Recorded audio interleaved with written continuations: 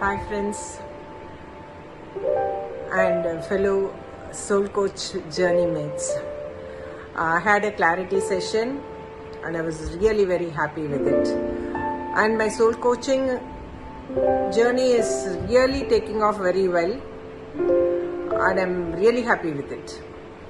And in my clarity session, I got the cards of surrender to your higher self, surrender to your full power, and also surrender to the wonder and awe. And also the other cards were harmony, individuation, integrity and compassion. So those cards really made me happy. And the final card, the angel card, was the Archangel Gabriel diamond card, which gave me a lot of joy. And I was very happy with the clarity session.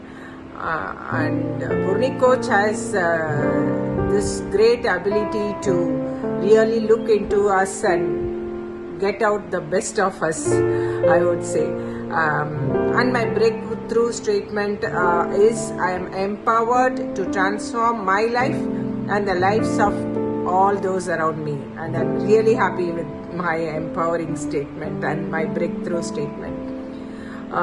It was a really great start, I would say. It is another reawakening in my life, and I'm sure now I'm going to come back more stronger and more better than before. Thank you.